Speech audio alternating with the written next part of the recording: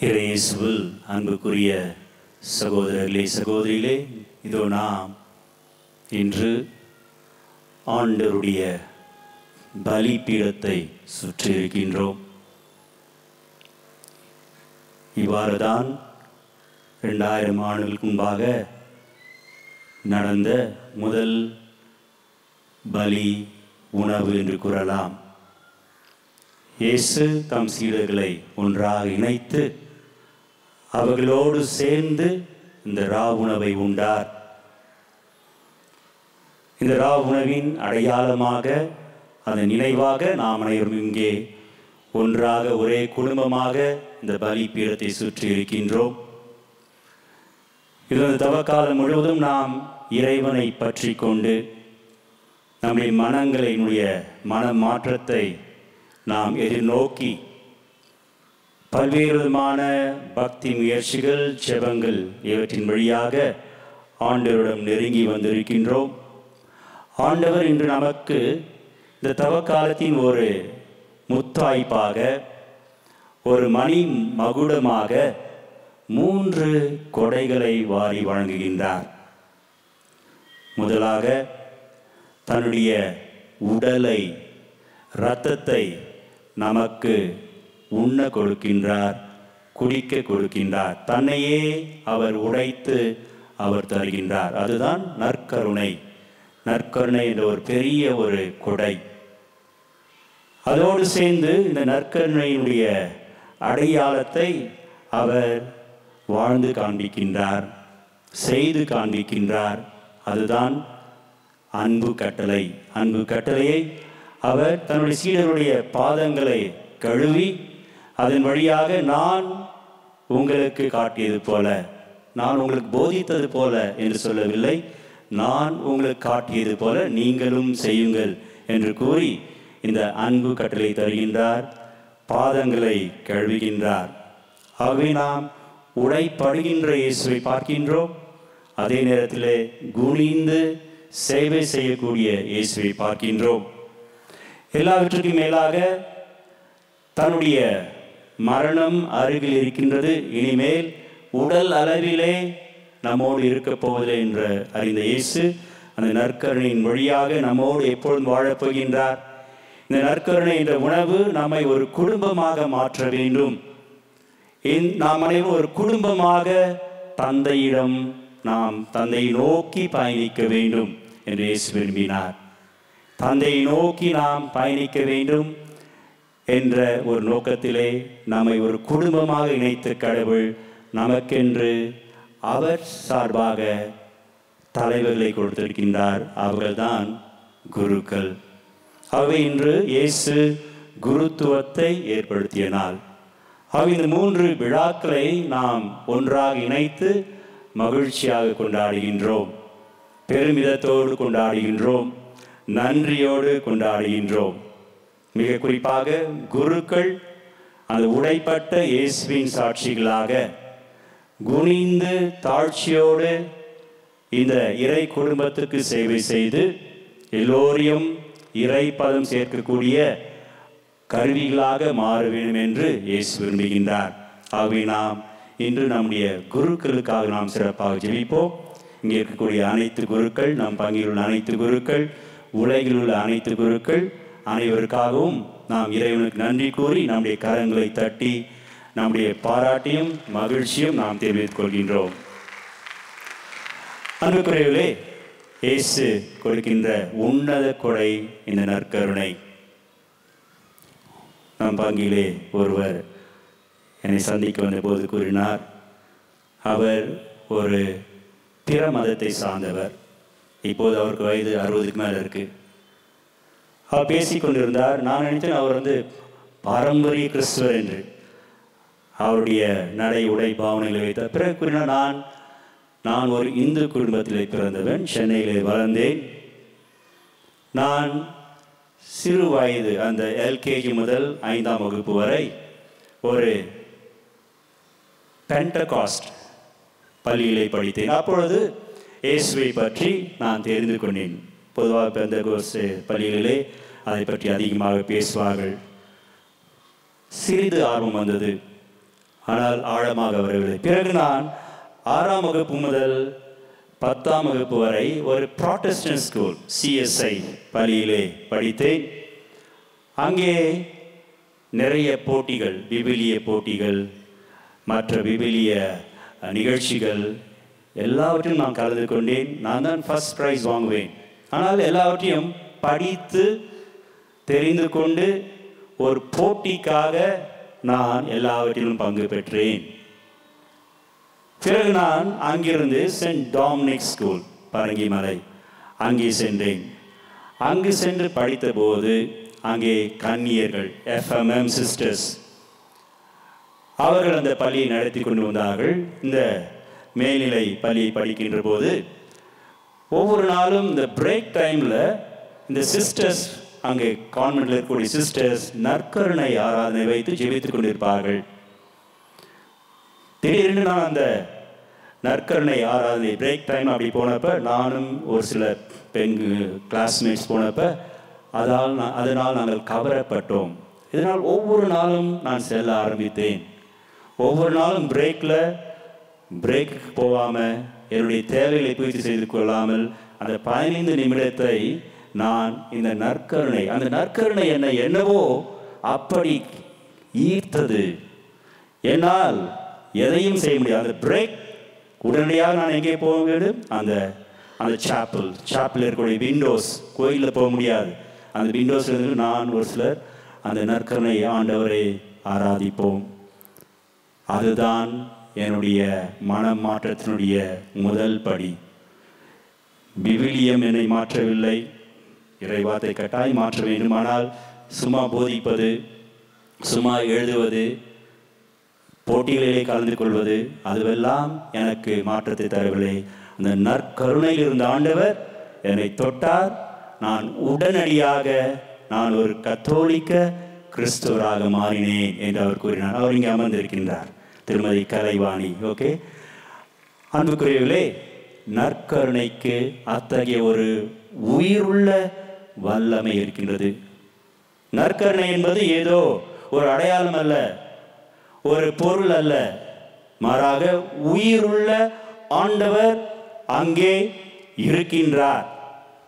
அவைதான் பல நேரங்களிலே நாம் நம்முடைய பங்கு மக்களை பாராட்டுகின்றோம். பங்கு மக்களாகிய நீங்கள், குருக்களாகிய எங்களுக்கு ஒரு பெரிய எடுத்துக்காட்டு.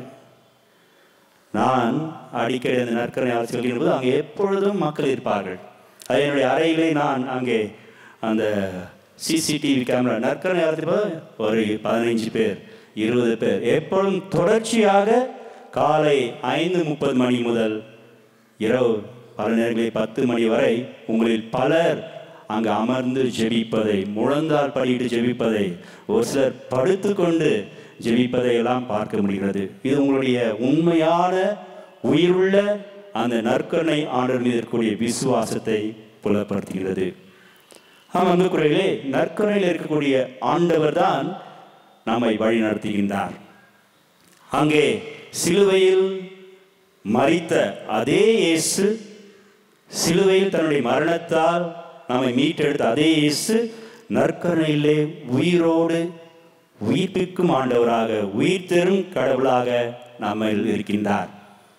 நாம் நினைத்துக் கொள்கின்றோம் ஏதோ 2000 ஆண்டுகளுக்கு முன்பாக கடவுள் இந்த உலகிலே வாழ்ந்தார், இயேசு நடந்தார், பல்வேறு நோயாளிகளை குணமாக்கினார், அதோடு நின்றுவிடவில்லை. இன்றும் நம்மோடு அவர் வாழ்ந்து இந்த நற்கருணை வழியாக தான் நம்மை அவர் தொட விரும்புகின்றார்.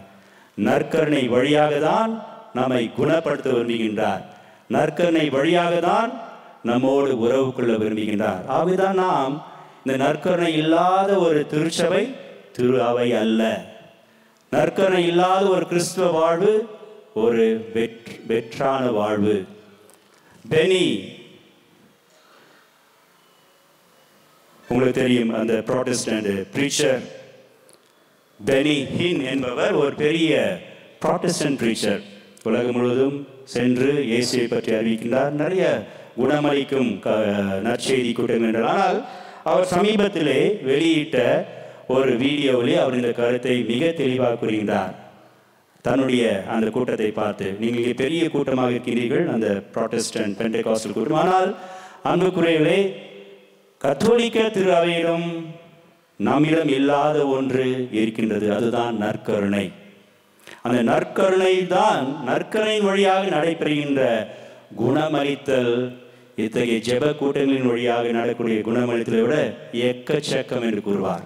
நற்கருணை வழியாக ஏராளமானோர் குணம் பெறுகின்றனர், ஏராளமானோர் இயேசுவை தொடுகின்றனர் என்று அவர் கூறுவார். ஆகவே உயிருள்ள நற்கருணை, உயிரோடு வாழ்கின்ற இயேசு நம்மை ஒவ்வொரு நாளும் இந்த நற்கருணை வழியாக தொடுகின்றார், பேசுகின்றார், குணமளிக்கின்றார், எல்லாவற்றையும் மேலாக நம் வாழ்வை மாற்ற விரும்புகின்றார்.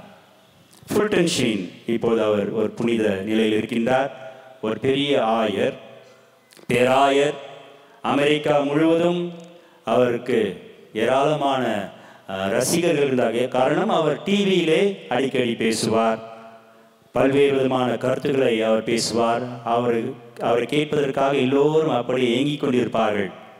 இவர் ஒரு முறை அவர் இறப்பதற்கு முன்பாக அவரை ஒரு பத்திரிகையாளர் கேட்டார், இந்த அளவுக்கு நீங்கள் எல்லோரையும் கவர்கின்றீர்களே, இதற்கு என்ன காரணம் என்று கேட்டபோது அவர் கூறுகிறார், என்னுடைய இந்த எல்லா விதமான காரியத்தின் காரணம் திருத்தந்தையோ, என்னை ஈர்த்தவர்கள் திருத்தந்தையோ அல்லது என்னுடைய தியாலஜி ப்ரொஃபஸர்ஸோ அல்லது மற்றவர்கள், அல்லது மாறாக ஒரு சிறுமி, ஒரு 10 வயது சீன சிறுமி, சைனா தேசத்தை சார்ந்த ஒரு சிறுமி. அவர் கூறுகின்றார், நான் ஒரு முறை சீனாவுக்கு சென்றிருந்தேன் போதிப்பதற்காக, இவ்வாறாக பேசுவதற்காக. அப்பொழுது அங்கே அந்த இராணுவ ஆட்சி நடந்து கொண்டிருந்தது. எல்லோரையும் அவர்கள் கொடுமைப்படுத்தி கொண்டிருந்தார்கள். என்னுடைய அந்த ரெக்டர்னா அந்த குருக்கள் இல்லம், நான் இங்கே குருக்கள் இல்லத்தில் இருந்து கொண்டு பார்க்கின்றேன். அங்கே சிற்றாலயத்திலே இந்த இராணுவ வீரர்கள் உள்ளே நுழைகின்றார்கள். உள்ளே நுழைந்து அங்கே இருந்த அந்த நற்கருணை பெட்டியை அவர்கள் திறக்கின்றார்கள். பிறகு அந்த நற்கருணை பாத்திரத்தில் இருந்த எல்லா நற்கருணையும் அவர்கள் தூக்கி வீசி எறிகின்றார்கள். அந்த நேரத்திலே ஒரு சிறுமி உள்ளே நுழைந்தவர் திடீரென்று ஒளிந்து கொண்டார். பிறகு அவர் பார்க்கின்றார் இவர்கள் செய்ததை, இவரும் பார்க்கின்றார். இவருக்கு ஒரே கவலை, நற்கருணை அங்கே அவசியப்படுத்தப்படுகின்றது என்று. ஆனால் இவர் கண்ட காட்சி, ஒவ்வொரு நாளும் இவர் இதை பார்த்து இயங்குகின்ற போது, முதல் நாள் அந்த ஆலயத்தை பார்க்கின்ற போது அந்த சிறுமி இரவு வருகின்றார். அவர் ஒரு நன்மை எடுத்து சாப்பிடுகின்றார். இவ்வாறாக அதிலே அவர் தெரிகின்றது 32 அப்பங்கள் இருந்தன. ஒவ்வொரு நாளும் அந்த சிறுமி 10 வயது சிறுமி அந்த நற்கருணை ஒவ்வொன்றாக, ஒவ்வொரு நாளும் ஒரு நற்கருணை. 32வது நாள் இந்த நற்கருணையை அவர் சாப்பிட உள்ளே வருகின்ற போது அங்கே காவல் காத்து கொண்டிருந்த படை வீரர்கள் திடீரென்று ஏதோ சத்தத்தை கேட்கின்றார்கள். அவர்கள் பார்க்கின்றார்கள் அந்த சிறுமி தப்பித்து ஓட பார்க்கின்றார். அதற்குள்ளாக அவருடைய கையில் இருந்த துப்பாக்கி அவர் மேல் தடுக்கின்றது. அவர் கீழே விழுகின்றார். உடனடியாக சுட்டுக் கொள்கின்றார்கள்.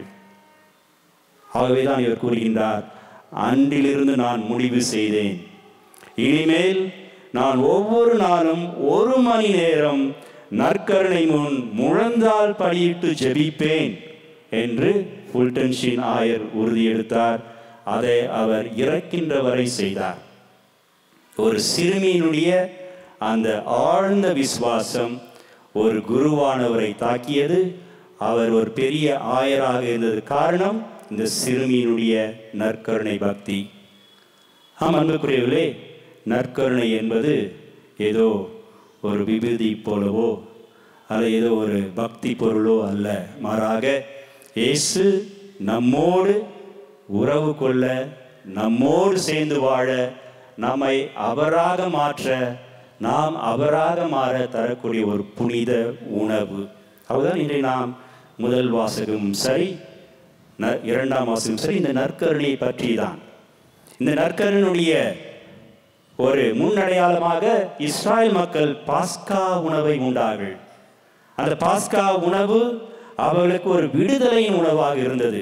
எகிப்திலிருந்து அடிமைதனத்திலிருந்து அவர்கள் விடுதலை நோக்கி பயணம் செய்தார்கள் என்று பார்க்கிறோம். ஒரு விடுதலையின் ஒரு முதல் உணவாக அந்த பாஸ்கா உணவு இருந்தது. இந்த விடுதலையினுடைய முடிவாக இருப்பது நற்கருணை. நற்கருணை என்றால் ஏதோ அப்பம் அல்ல, இயேசு கிறிஸ்து. இந்த இயேசு கிறிஸ்து எவ்வாறு முதல் பாஸ்கா உணவிலே செம்மறி வெட்டப்பட்டு அதனுடைய ரத்தம் எல்லா கதவுகளிலும் தோய்க்கப்பட்டு அந்த தோய்க்கப்பட்ட வீடுகளெல்லாம் மீட்கப்பட்டனவோ, அதிலிருந்து அனைவரும் காக்கப்பட்டனரோ, அதே போல செம்மறியாம் இயேசு கிறிஸ்து தன்னுடைய விலை மதிப்பற்ற இரத்தத்தை சிந்தி, எல்லாவற்றையும் சிந்தி, அவைதான் நாம் நற்செய்தியை படிக்கின்றோம். அவர் இறுதியாக ஒரு வீரன் குத்தினான், அங்கே இறுதியாக இருந்த இரத்தமும் தண்ணீரும் வழிந்தோடின, இறுதியாக இருந்தது. அதிலிருந்து வந்ததுதான் நாம் கொண்டாடுகின்ற அருட்சாதனங்கள். ஆகவே நாம் கொண்டாடுகின்ற அருட்சாதனங்கள் ஏதோ சடங்குகள் அல்ல. அது திருமுழுக்காக இருக்கட்டும், நற்கருணையாக இருக்கட்டும், உறுதி பூசலாக இருக்கட்டும், குருத்துவமாக இருக்கட்டும், திருமணமாக இருக்கட்டும், நோயில் பூசலாக இருக்கட்டும், ஒப்புரவு, எல்லா அருட்சாதனங்களும் அந்த இயேசுவினுடைய விழாவிலிருந்து வந்த இரத்தம், தண்ணீர், இவற்றிலிருந்து வெளிப்பட்ட அருள் அடையாளங்கள். ஆகவேதான் அன்புக்குரியவர்களே, நாம் இந்த இயேசுவை நாம் இன்னும் அதிகமாக அனுபவிக்க நாம் நற்கருணையை உற்று பார்க்க வேண்டும். ஆகவேதான் நாம் ஒவ்வொரு முறையும் திருவிருந்தை பெறுகின்ற போது இன்னும் அதிக பக்தியோடு மாத்திரமல்ல, அன்போடு, ஆசையோடு நாம் அதை பெற்றுக்கொள்ள வேண்டும். பக்தி பரவசத்தோடு பெறுவதை விட அன்போடு ஆசையோடு பெறுகின்ற போது அதோடு பக்தியும் சேரும், பரவசமும் சேரும், மரியாதையும் சேரும். 2ஆம் வாசகத்திலே புனித பவுல் அதை தெளிவாக கூறுகின்றார். இந்த நற்கருணை நாம் எந்த ஒரு தகுதியோடு பெற வேண்டும். நாம் தகுதியற்றவர்கள், எவ்வளவுதான் நல்லவர்களாக வாழ்ந்தாலும் நாம் தகுதியற்றவர்கள் என்பதை நாம் உணர்வோம். ஆனால் தகுதியற்ற நம்மை அவர் தகுதியுள்ளவர்களாக நம்மை மாற்றுவதற்காக உணவாக வருகின்றார். சமீபத்திலே ஒரு இளைஞன் இதற்கு ஒரு எடுத்துக்காட்டு. கார்லோ அக்விதிஸ் சார்ல்ஸ் அவருடைய பெயர். 1990ஆம் ஆண்டிலே அவர் லண்டனிலே பிறந்தார். ஆனால் இத்தாலி தேசத்தை சார்ந்தவர்கள், பிறகு இத்தாலி செல்கின்றார்கள். இந்த இளைஞன் தன்னுடைய வாழ்நாள் முழுவதும் இந்த நற்கருணையை மையமாக வைத்து வாழ்ந்தான். எப்பொழுதும் நற்கருணை, எல்லாவற்றிலும் நற்கருணை தான் எனக்கு எல்லாம் என்ற ஒரு மனநிலையோடு வாழ்ந்தான். தன்னுடைய 15வது வயதிலே அவன் இறக்கின்றான். ஆனால் அவனுடைய வாழ்க்கையை பார்க்கின்ற போது அவன் வாழ்ந்ததெல்லாம் இந்த நற்கருணை ஆண்டவருடைய அருளால், நற்கருணை ஆண்டவருடைய வழிகாட்டுதலால். அவன் அவன் கூறுவான், நாம் விண்ணகத்தை அடைவதற்கு ஒரு பைபாஸ், குயிக் வே எதுவென்றால் நற்கருணை. இந்த கார்லோ அக்விதிஸ் அவருக்கு விரைவில் புனிதர் பட்டம் தர இருக்கின்றார்கள். ஆகவே நற்கருணை என்பது வெறும் பெரியவர்களையோ வயதானவர்களையோ அல்லது நடுத்தர வயது உடையவர்களுக்கு மாத்திரமல்ல, மாறாக இளைஞர்கள், இளம் பெண்கள் இந்த நற்கருணையினுடைய முக்கியத்துவத்தை உணர்ந்து வாழ்ந்திருக்கின்றார்கள். நம்முடைய காலத்திலே இந்த கார்லோ அக்விதிஸ் என்பவர் ஒரு சிறந்த எடுத்துக்காட்டு. ஆகவே அன்புக்குரியவர்களே, நாம் இந்த நாளிலே நற்கருணையை நம் வாழ்வின் மையமாக்குவோம். திரு அவையினுடைய ஊற்று, உச்சி எல்லாமே நற்கருணை தான். இவ்வாறாக நாம் உணர்ந்தால் பத்தாது, அதை வாழ்வாக்க வேண்டும். அவைதான் திருப்பலிக்காக நாம் தயாரிக்க வேண்டும். டொன் போஸ்கோ அடிக்கடி கூறுவார், இரவு படுத்த பிறகு அந்த படுத்த நேரத்திலிருந்து நாம் அடுத்த நாள் பெறக்கூடிய நற்கருணைக்காக தயாரிக்க வேண்டும். நற்கருணை பெற்ற பிறகு அதிக நேரத்தை நாம் இறைவனுக்கு நன்றி கூறுவதற்காக நாம் செலவழிக்க வேண்டும். அவை நற்கருணை என்பது ஏதோ ஒரு விளையாட்டாக, ஒரு வாடிக்கையாக, ஒரு வழக்கமாக வாங்கக்கூடிய ஒன்றல்ல, மாறாக அது நம்முடைய வாழ்வின் மையமாக வேண்டும். அன்புக்குரியவர்களே, இயேசு நம்மோடு வாழ்கின்றார், நம்மோடு இருக்கின்றார் என்பதனுடைய அடையாளம் நற்கருணை. இந்த நற்கருணையுடைய அந்த கருப்பொருளை அவர் மற்றொரு விதத்தில் இன்று தெரிவிக்கின்றார். அதுதான் தாழ்ச்சியோடு கூடிய ஒரு சேவை. சேவை, சர்வீஸ் என்று கூறுகின்றோம். பலர் பல விதத்திலே சேவை புரிகின்றார்கள். நான் இப்போது பிடித்திருக்கக்கூடிய இந்த மைக்ரோஃபோன் எனக்கு சேவை செய்கின்றது, பணிபுரிகின்றது. நான் பேசுகின்றதை அது மிகைப்படுத்தி ஒலி அலைகளை அது மாற்றி என்னுடைய பேச்சை அது ஒலி அலைகளாக மாற்றி நீங்கள் கேட்க செய்கின்றது. நாம் வைத்திருக்கக்கூடிய இந்த ஃபேன் நமக்கு அது காற்றை கொடுத்து அது நமக்கு சேவை செய்கின்றது. பல்வேறு விதமான இயந்திரங்களை பார்க்கின்றோம். இப்போ நம்ம வீட்டில் எல்லாமே டெக்னாலஜி நம்முடைய கைக்குள் வந்து விட்டது.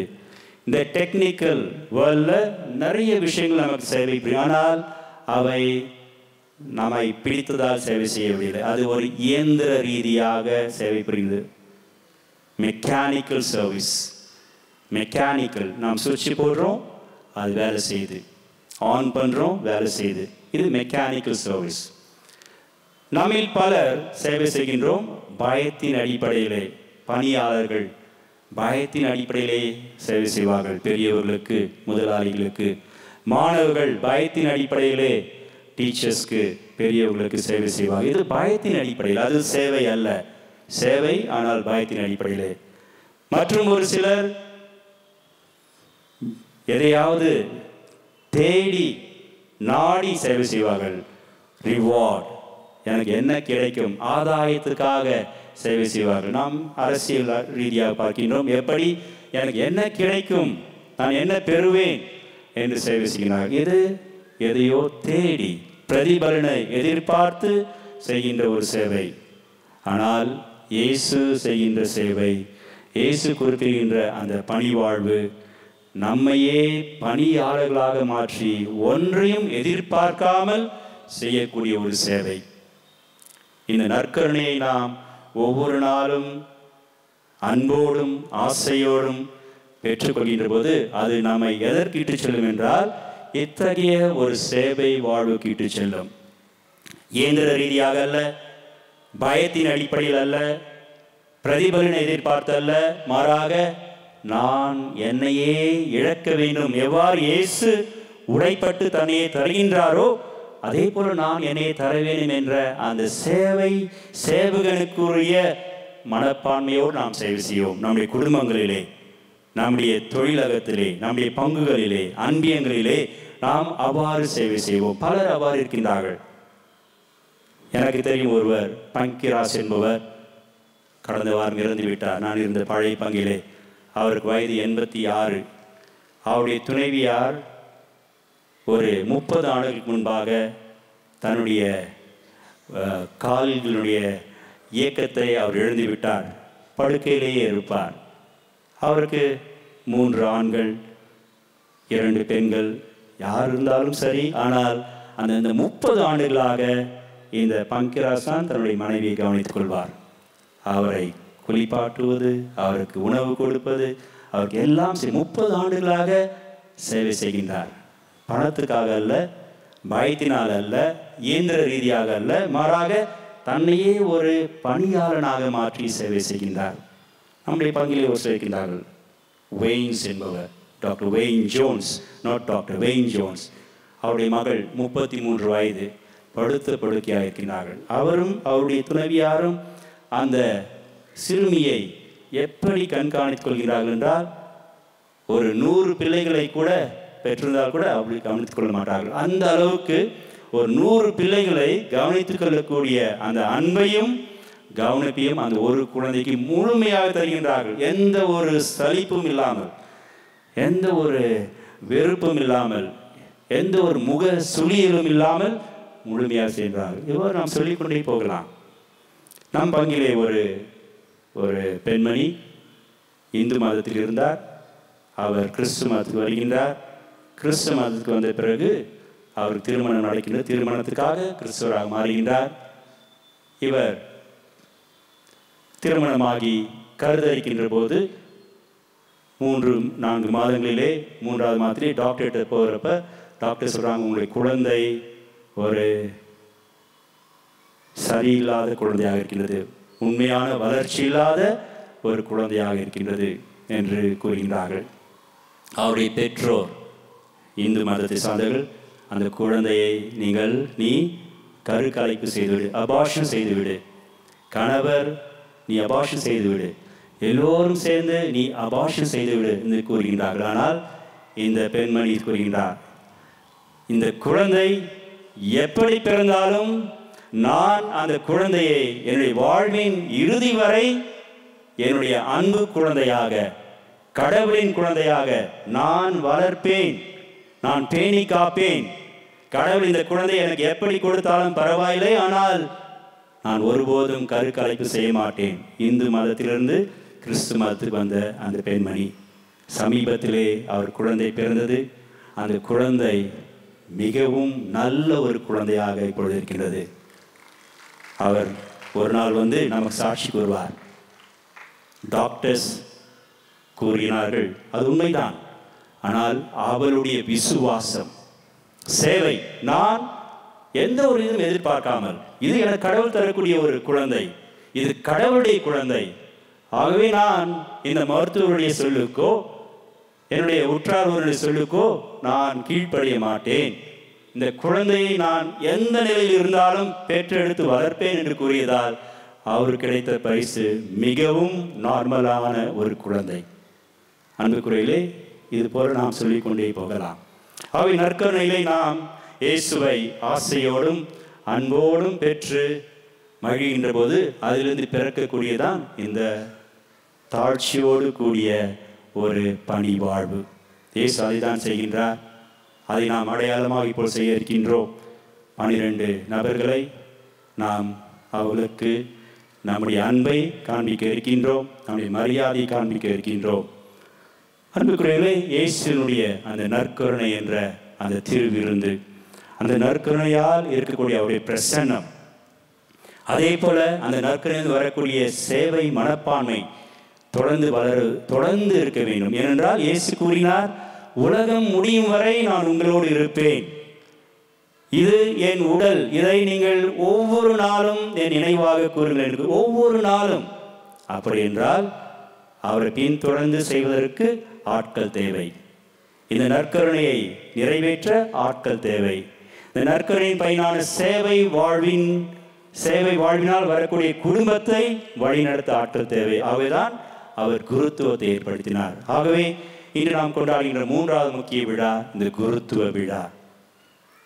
1953ஆம் ஆண்டு ஒரு இளைஞன் அர்ஜென்டினாவிலே தன்னுடைய பிக்னிக்காக செல்கிறார். ஒரு பிக்னிக் பார்ட்டி.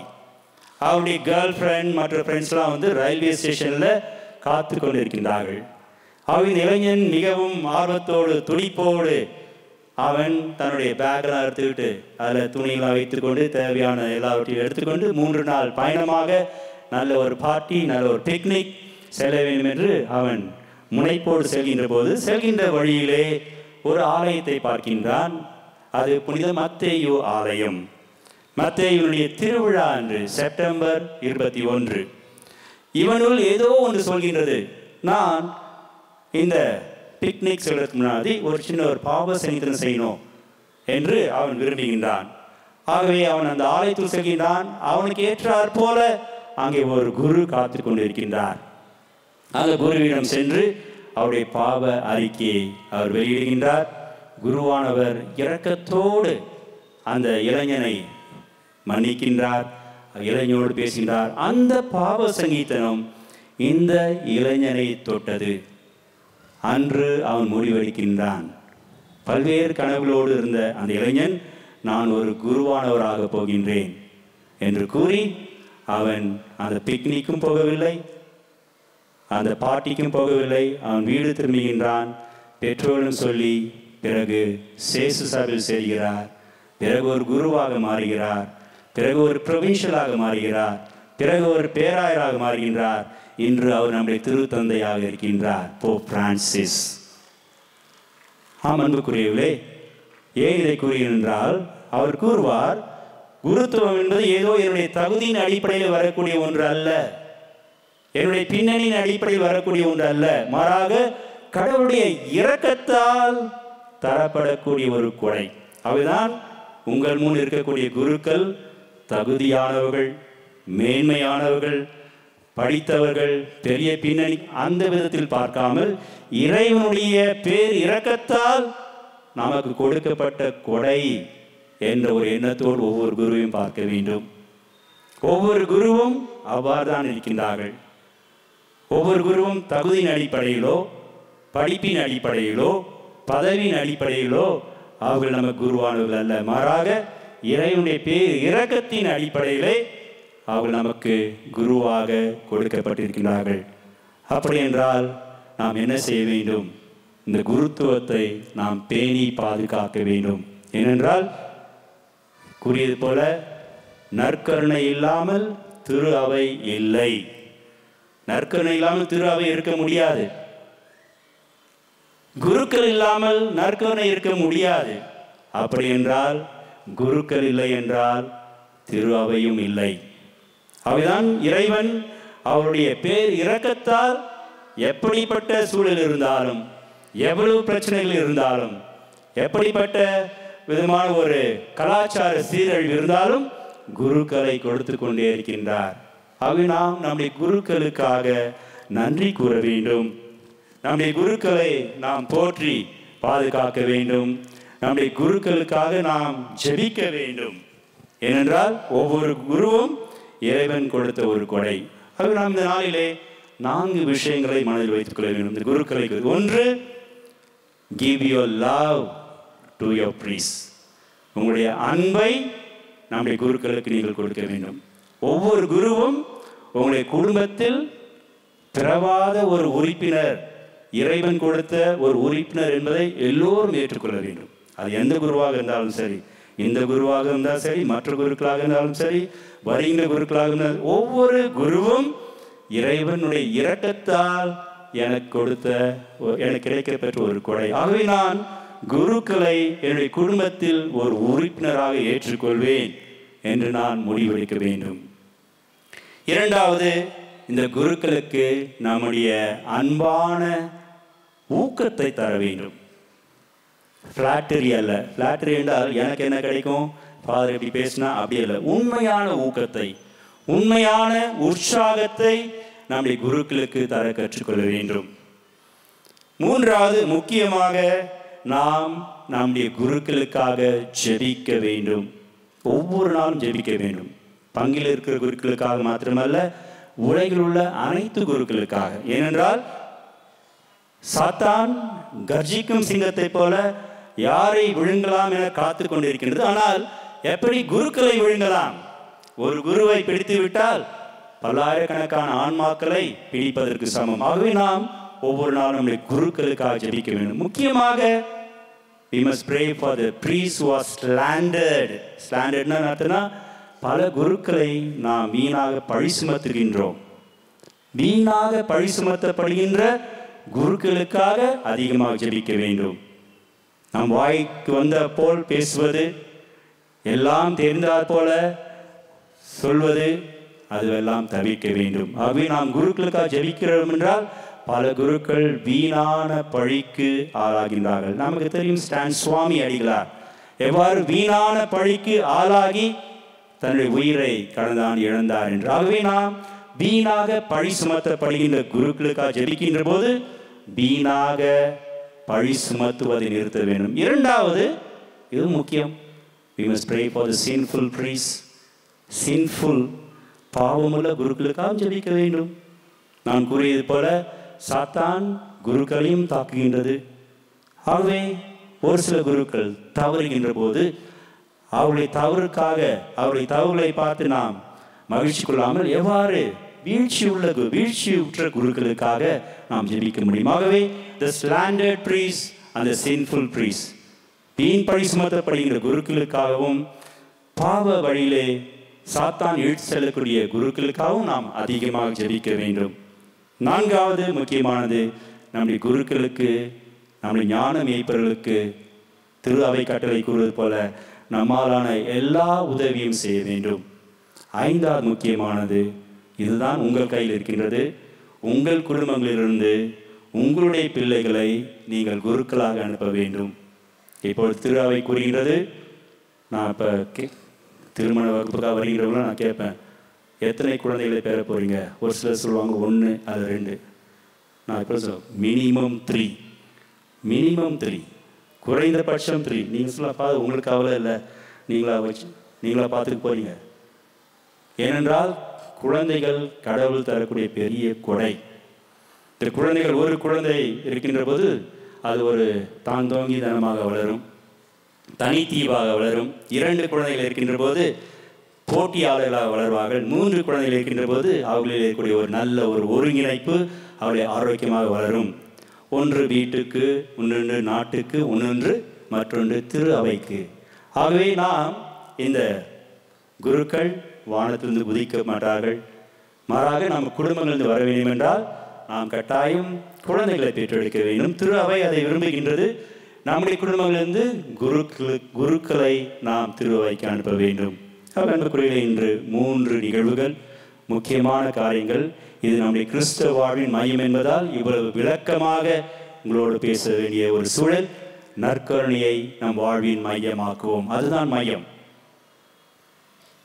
இரண்டாவது, இந்த நற்கருணை வாழ்வு என்னுடைய மையம் என்றால் அது என்னை இட்டு செல்வது தாழ்ச்சியோடு இருக்கக்கூடிய சேவை என்னுடைய குடும்பத்தில், நான் வாழ்கின்ற இடத்தில். மூன்றாவது, இந்த நற்கருணையும் சேவையும் தொடர்ந்து நடைபெற வேண்டும் என்றால் குருக்கள் தேவை. ஆகவே நாம் நம்முடைய குருக்களை பேணி பாதுகாப்போம், இருக்கின்ற குருக்களை உற்சாகப்படுத்துவோம், குருக்களை நம்முடைய குடும்பத்தின் உறுப்பினர்களாக்குவோம், அவர்களுக்காக ஜெபிப்போம், அவர்களுக்கான உதவி செய்வோம். நம்முடைய குடும்பங்களிலிருந்து நாம் இன்னும் அதிக குருக்களை கடவுளுக்கு காணிக்கையாக தருவோம்.